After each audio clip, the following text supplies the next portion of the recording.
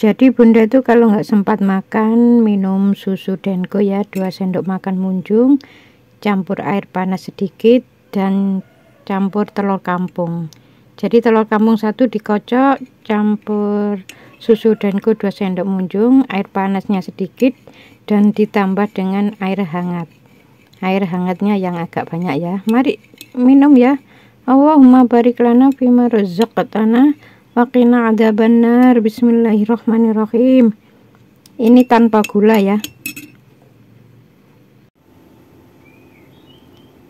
Ini bunda beli tahu berontak 5.000 dapat 4, masih panas ya, terus diberi bonus WC.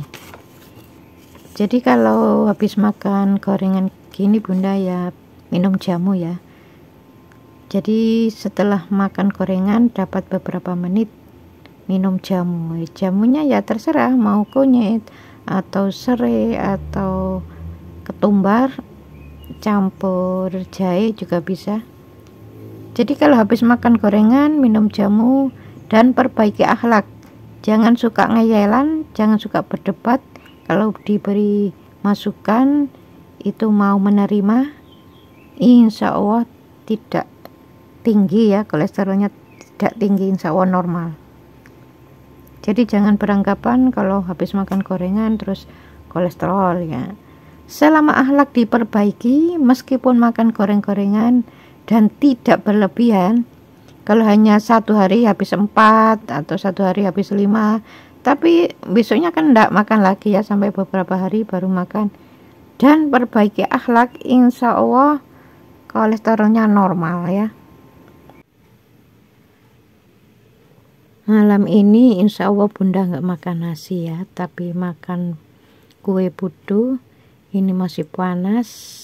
Sekian ini kalau di Malang harganya 10.000 ya. Mari makan ya. Allahumma barik lana fima razaqtana wa qina adzabannar.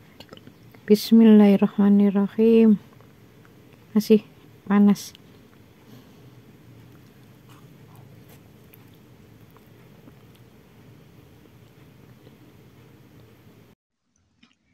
Bismillahirrahmanirrahim. Assalamualaikum warahmatullahi wabarakatuh.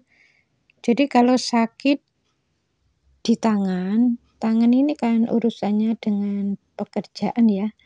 Jadi berarti dalam melakukan pekerjaannya, yang dimaksud di sini pekerjaan di luar rumah itu seringkali pakai emosi ya. Jadi kalau pakai emosi ya nanti suatu saat akan diberi peringatan oleh Allah dengan tangannya sakit. Kalau di kaki ini kan untuk melangkahkan. Kaki itu kan ke depan ya melangkahnya ya. Dalam melangkahkan maksudnya berarti dalam mengatur dan dalam melakukan pekerjaan di rumah tangga itu masih pakai emosi.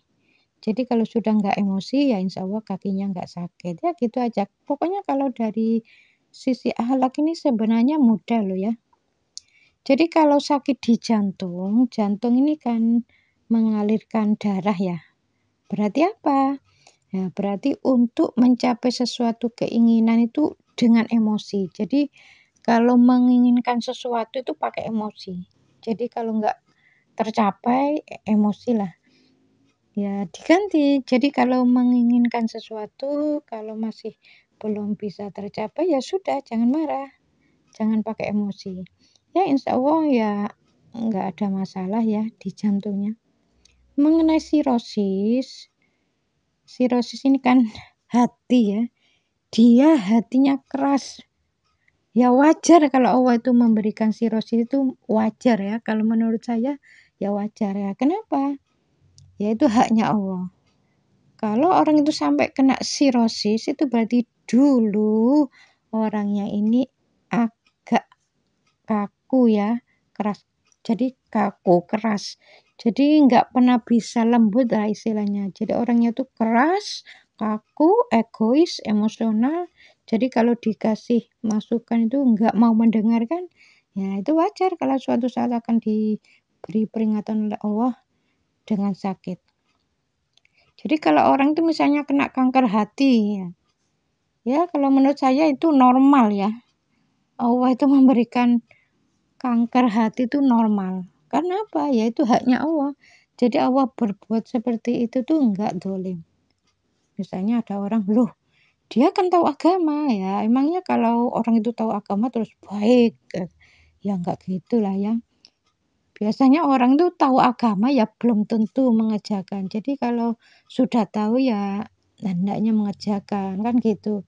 Ya orang-orang yang berdakwah itu kadang-kadang ya ceramah, tapi pas di rumah itu masih kaku, keras kepala, diberi masukan istri nggak mau, diberi masukan anak nggak mau, jadi kan nggak sesuai ya dengan apa yang diucapkan. Jadi kalau ke jamaah mengatakan harus sabar. Jadi la taghdab walakal jannah, jangan marah bagimu surga, tapi di rumah marah. Kan nggak sesuai ya dengan apa yang diucapkan. Makanya ya wajar kalau kena kanker hati itu wajar, kena penyakit jantung. Loh, itu pendakwa kok kena diabetes ya? Iya, karena seringkali memaksa ya, memaksa jamaahnya itu harus ngikuti. Jadi kalau sudah ceramah ya sudah, pasrahkan pada Allah. Jamaah itu mengikutinya atau enggak ya terserah. Kalau harus itu namanya kan memaksa. Harus berpedoman dengan ayat la ikraha fiddin. Allah itu enggak maksa ya, orang itu mau masuk Islam atau enggak maksa. Jadi kalau sudah memberikan nasihat ya sudah, jangan memaksa. Kalau harus yang saya terangkan ini begini-begini harus ngikut. Nah, itu namanya memaksa. Makanya ya wajar kalau kena diabetes. Jadi tetangga Bunda maksudnya bukan tetangga yang sekarang ya, tetangga yang dulu ya. Zaman Bunda itu masih remaja ya.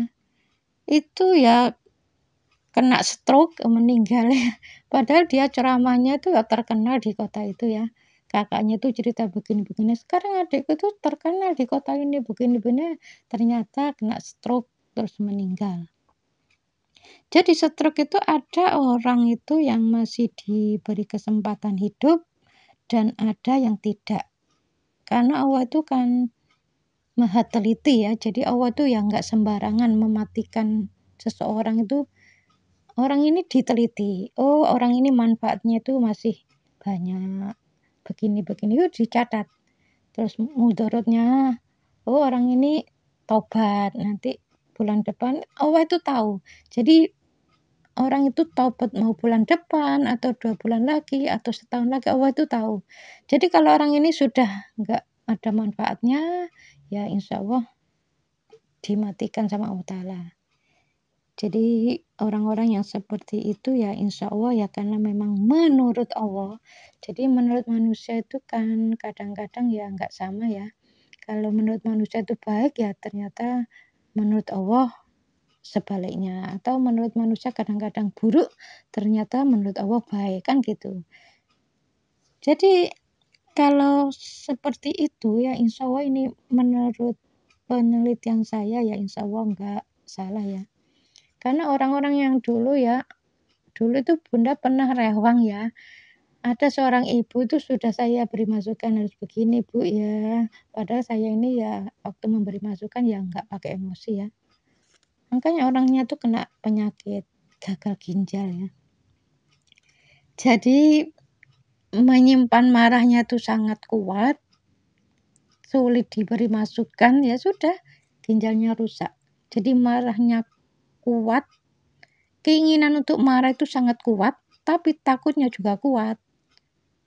Jadi kalau memang ada yang mau disampaikan ya sampaikan aja pada suami kan gitu. Ya suaminya itu memang pendakwa ya, mungkin beliau tuh takut kalau menasehati itu dianggapnya nggak pantas karena suaminya sudah termasuk orang yang pinter lah istilahnya. Masa diceramahi kan gitu. Pendakwa kok diceramahi? Ya, kalau menurut saya ya meskipun pendakwa ya nggak semua orang yang tahu agama itu terus baik ya, nggak gitu ya. Ya dia kan baru hafal ya, baru hafal saja. Nah, padahal ya sunnah Rasul itu kan harus dikerjakan ya. Jadi harus dikerjakan satu persatu itu harus dikerjakan. Jadi kalau hanya hafalan, hanya tahu tapi tidak mengamalkan itu masih belum termasuk orang yang mengambil manfaat ya. Jadi misalnya ceramah terus yang dengar itu hanya mendengarkan, terus di rumah nggak ngapa-ngapain ya masih belum bisa dikatakan itu manfaat ya, belum bisa dibilang itu dapat pahala. Karena apa? Karena belum mengerjakan. Jadi kalau jamaahnya itu diberitahu terus mengamalkan, nah itu yang ceramah insya Allah dapat pahala, dapat manfaatnya, kan gitu.